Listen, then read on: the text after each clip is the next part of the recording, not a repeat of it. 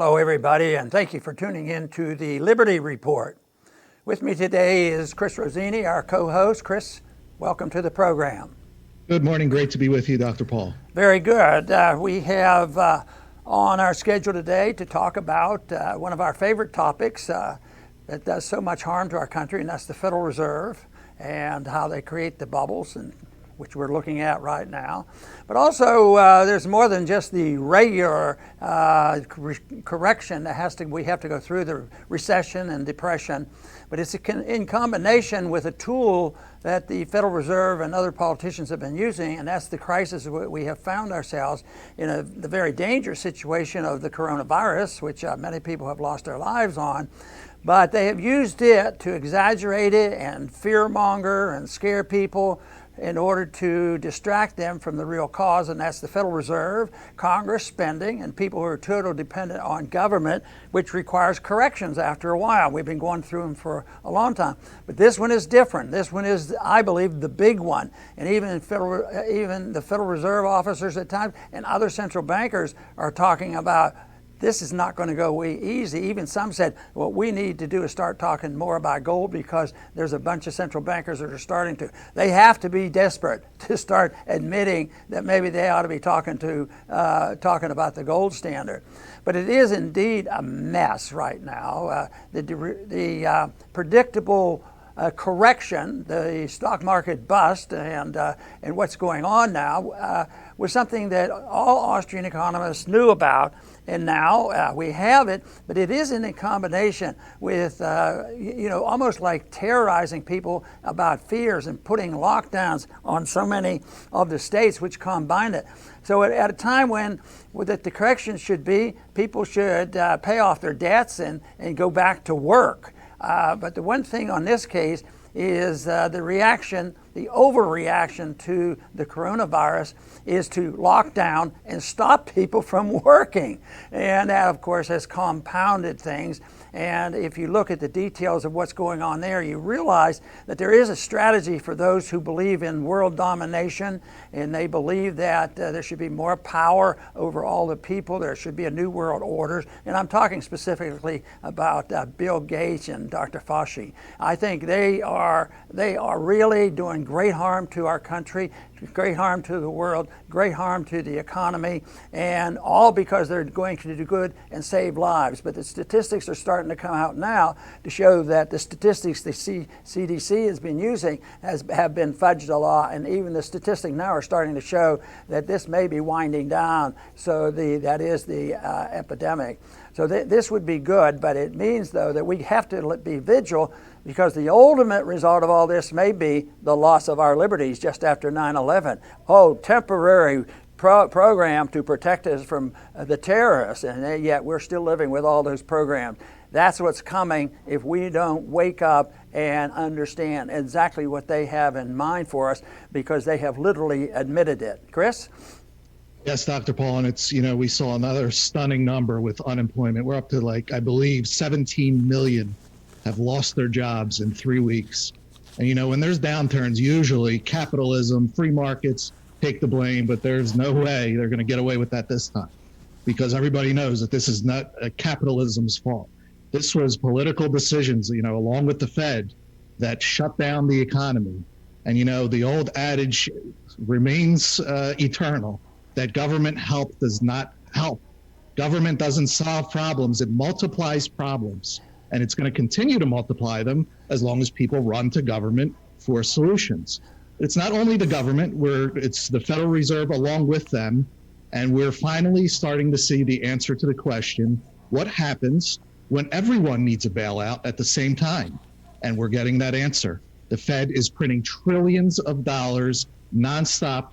Of course, they're taking care of politically connected businesses first, but it's going way beyond that to small business loans, city and state governments, junk bonds they're getting into, foreign monetary institutions. Former Fed Chairman Janet Yellen said that the Fed should start buying equities. So the Fed's bubble has sank everyone at the same time, and now they're trapped into making, everything worse, because their only solution is just the counterfeit money. Right. I've told many people over the years that I got fascinated with monetary policy in the 1960s when I started studying Austrian economics, realizing that the Bretton Woods was a flawed system and that it would fail, and indeed it did in 1971. And ever since then, I've done my best to speak out and warn people and say this is a bad way to go. But it's pretty nice to have the artificial moneymaker, the counterfeiter of the world. They get pretty much what they want, and everybody seems to be happy with it. You have more welfare, and the military-industrial complex loves it, and nobody has to pay for it. The college professors say, well, deficits don't matter, and we don't have to worry about these things, so spend, and the debt is not a big deal. But even though I have watched it closely, have not been really surprised by, the NASDAQ bubble bursting or the housing bubble bursting or the inflation of the 70s, now, I have to admit, really not a surprise, and there's a lot of people who understood Austrian economics were not surprised. But I have to admit, I am pretty surprised, even though I said it in the past, I'm still shocked how quick things moved. Because I, for years, have described what we were doing.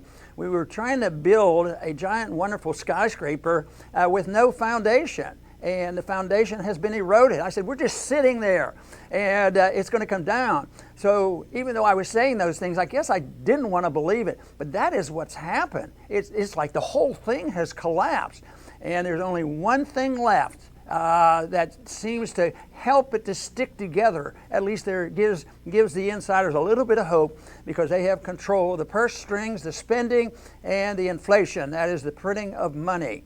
And that means that the bubble, the dollar bubble, which has been used to now, and as Chris, you pointed out, they're starting to buy stocks and bonds, and they did have the mortgage-backed securities, and everybody gets bailed out, and deficits are exploding. So this last bubble, if it goes as quickly as this collapse, I mean, what was it, about a month ago or so? It wasn't very long ago that this economy was the greatest economy in the world. There was high unemployment, high employment, and everybody seemed to be happy, no inflation, and the military-industrial complex was happy, the welfares were happy. The only thing they could find to hate was Trump. But now they have to work on it. Who are they going to hate now? Because Trump isn't getting hurt so much from not having predicted what's coming. But it came fast, and that's what impressed me so. But it's logical. It was a warning that people should have had if you understand what these bubbles are all like. And now what we have to start thinking about is this dollar bubble. What is this dollar bubble? Well, it's all over the place. The dollar's, has infected the entire world, and people depend on it. We've already, certainly in 8 and 9, we sent a lot of money overseas to the other central banks. Of course, against the law, against the Constitution. It wasn't through our budgets or anything else. But it's a powerful tool. And now that we see the cooperation of Treasury with the Federal Reserve, what they're doing is trying to sidestep a little bit of restriction on following, some of the laws. They'll just get together and buy up whatever they need. Now, they say this is something new and different, but this Fed and Treasury have been working together for a long, long time. They accommodate, and they're going to change the rules just to make it, because they're going to do a lot more, and they're going to say, oh, it's legal now. We've changed these rules, and Congress has allowed us to do this. But the principle is the same. They think that they can monetize, buy up debt, and keep everybody happy. And it isn't working, and there's a major crisis. And the big thing going on now is who's getting blamed. Is it the Federal Reserve? Not really. Mm-hmm. A few people, I know the people that watch this program know that the Federal Reserve has a lot of to do with this and it's caused a lot of evil. But I'll tell you what, not too many people out on the street are talking about the Federal Reserve causing this mess, although more so than it used to be. I mean, people are waking up. But the big difference is now, if you walk out, you might not see anybody. Everybody's locked down in their houses. And we mentioned yesterday on the program that the state of Texas says you can't even go to the park. And other places, they say, well, if you go to the beach, you can go out and exercise, but you can't sunbathe. I mean, the whole thing is insane. And if you say anything about this, which I've been saying for a good many months, that I'm calloused against the people who are sick. But they don't have any proof that all this activity has done much good. We compared yesterday the difference between Colorado and South Carolina. South Carolina had minimal regulations and they did much better with a larger population. And Colorado did much worse and they had to lock down.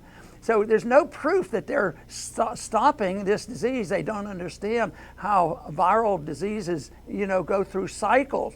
And then we get into this thing that one doctor in the whole country, Fauci, wants to decide everything, but I hope he gets blamed for all the disadvantages that will be discovered from this. But the main reason for all this is for people to look and build up this fear and intimidate people to accept this whole notion that they have to do exactly what they say. And now those individuals are claiming credit because it looks like things are getting a little bit better. But that's not abnormal. That's the way it worked. But now they want to say, see, the people were great. They did exactly what we told them, and that's the reason. And now they're laying plans to really lock us down forever, is what they're talking about. Well, there's going to be another one next year. They're admitting their statistics were wrong to stir up all this trouble. But now they're admitting that it's the case. But there'll be another time. So we don't even want to leave this crisis without getting everybody vaccinated. And you have to guarantee you've been vaccinated or you have immunity. And we might have to put a stamp of approval that you can go outdoors again. I'll tell you what.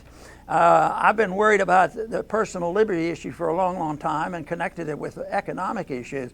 But we ought to be more concerned than ever. I was pretty upset after 9/11 because they trapped you there. If you said anything about why these things happen, I'd say, oh, you're un-American, that sort of thing. But the people said, you've got to give up your freedom to be safe.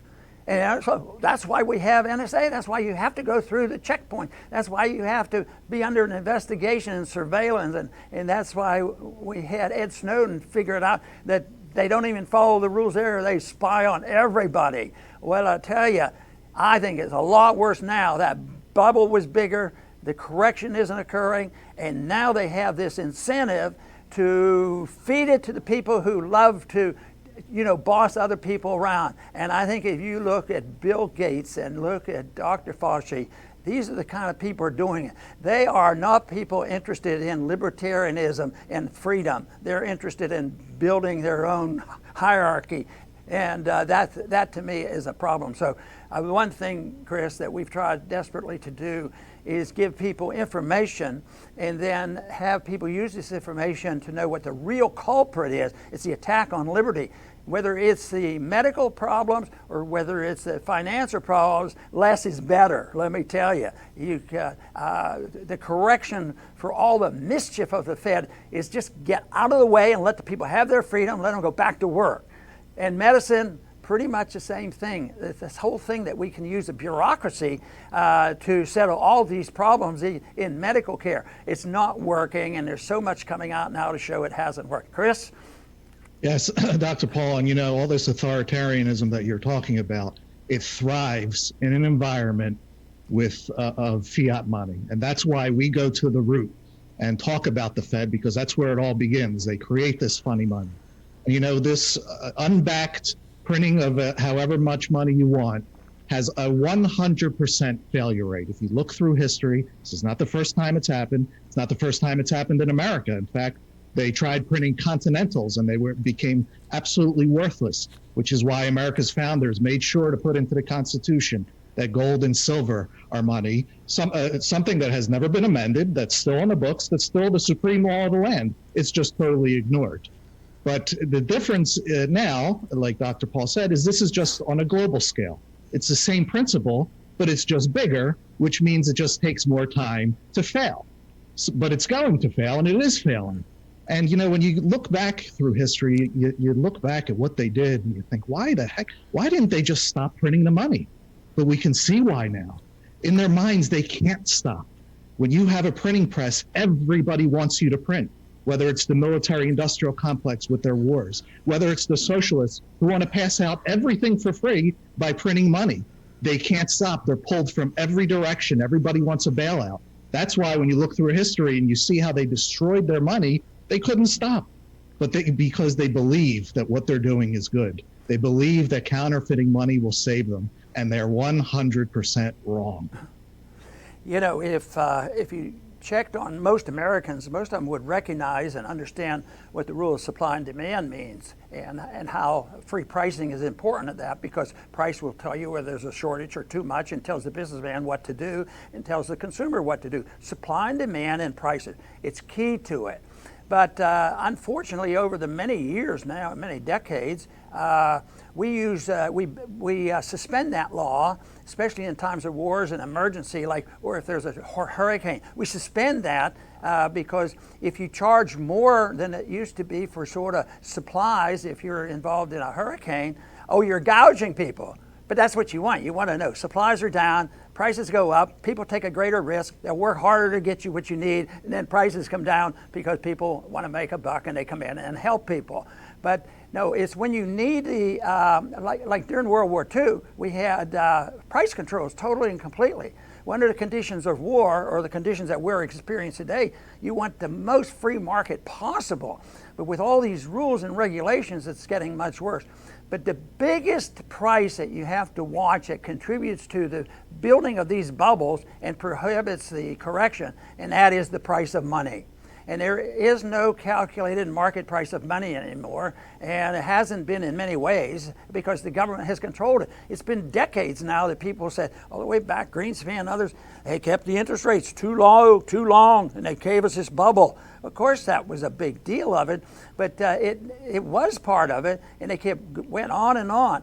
It's amazing, it's an irony, that one of the things that allowed it to go on is that we did have a good segment of our history, even when you stretch it out, in a relative way, we were a free country, freer than usual. We had a sounder currency than we had, and the middle class was very large. And it takes a long time to wipe them out. And that's what has happened now. There is no middle class anymore, but that was a predictable event. You destroy the money and free market pricing, you will destroy the middle class. But the lack of a price on money means that nobody, right now they're trying to figure out what the price of gold is in terms of dollars. The price of gold is the ultimate money, and what it purchases is what really counts.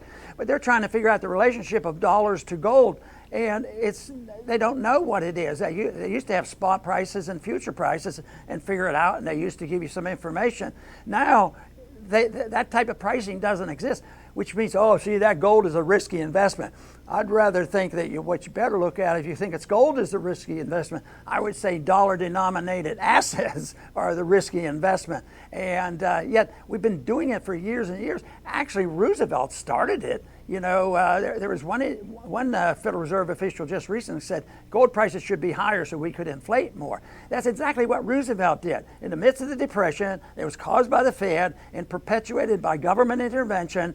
And so the first thing he did within a month, he closed the banks, called in the gold. The American people had to give up the gold and raise the price of gold to the advantage of the government, not the people. So the gold went from $20 an ounce up to $35 an ounce for the purpose of printing a lot of money and bailing out everybody. Now here we are back again, a Federal Reserve officials saying the price of gold ought to go up and this will help liquidate debt. And in a way he's right, but that's out of his control. The price of gold is going up because there's too many dollars, and the debt will be liquidated because it will never be paid. The big question is which route are we going to take? Some people think we should work harder and get better people in Congress, but that's futility because the political power is so strong. The only way debt gets liquidated under these circumstances is by destroying the value of the dollar. And so the person that's calling for higher gold prices, it's not because they believe in the gold standard. Roosevelt didn't believe in the gold standard. What he did, he believed in liquidating debt and opening up the doors so that he could print as much money to have the New Deal. And so in a free society, though the price tells us a whole lot, in spite of all this, the dollar-gold ratio is important. And we see the chaos that we've had here in the last couple of months. I mean, gold has gone up a whole lot, which means the dollar has gone down a whole lot. And there's a big difference on that. So that cost of price or ratio is very important to tell people what they're doing. But ultimately, all prices, no matter how many regulations they are, you regulate the price of food and everything else, there will always be a market price. It's called the black market. There's always going to be some market there that'll sort it out. And the politicians know about it, and they usually have access to it. But it's much better to live in a free society to prevent these problems. It's much better to live in a society that, even though we got into it, that believes in returning to the market and individual choices and personal liberty, because the problems will be bad, but they'll go away quickly. But to compound them with a medical problem, a serious medical problem, and blow it way out of proportion is not the way to solve our problems. Right, Dr. Paul. I'll finish up by saying, as I mentioned, fiat money has a 100% failure rate, but there's another side to the coin. Truth, sound money, they have a 100% success rate. Truth has never lost, sound money has never lost, and they will ultimately gain the upper hand again. But until then, it's very important to realize that government and the Fed can always make things worse. It's the nature of power not to stop what they're doing. They're convinced that what they're doing is right. And they're going to continue to do it until the citizens want to reverse course. And the citizens can make themselves heard by speaking. Your most valuable asset is not only your mind, it's also your mouth. You can share the ideas that you learn. And Dr. Paul, Daniel, and I are so happy that with the new thousands of people that are joining us all the time, because people are sharing our videos, people are speaking, and we can't thank you enough. And we'll speak the ideas of liberty for you, and we ask just in return that you speak the ideas of liberty to others for us. Thank you, Chris, and you made some very important points there, and I want to follow up on your emphasis on truth breaking out. And I do believe that there are signs of that happening now. People are questioning Fauci, and why is he the dictator, and is his information always loyal? He actually admits that he misled people a couple months ago, but then he turns it around and says, it was because you did what we suggested and followed all our rules, and that is the reason things aren't so bad right now. But when I think truth is breaking out, people are starting to challenge the status quo and all the talk that has been going up. And in Brazoria County, which is where we live, is a significant county, and we've had 2 cases. And I'm not supposed to be able to go to the park. They can't play golf. It's really just total nonsense, and it doesn't help them. They need to get out and get in the sunshine. We need more emphasis on how people have protection against illnesses like this. The vitamin treatment and just the things that are a lot easier. Getting in sun is not harmful, and locking people up is harmful. Not only medically, but psychologically it's harmful, because you're starting to read about some of the stresses that are occurring because we're locking people up. Yeah, maybe it's fun for a day or two, but a month or two, and what Fauci and Gates are saying, it's not going to change. We have to be really tough from now on.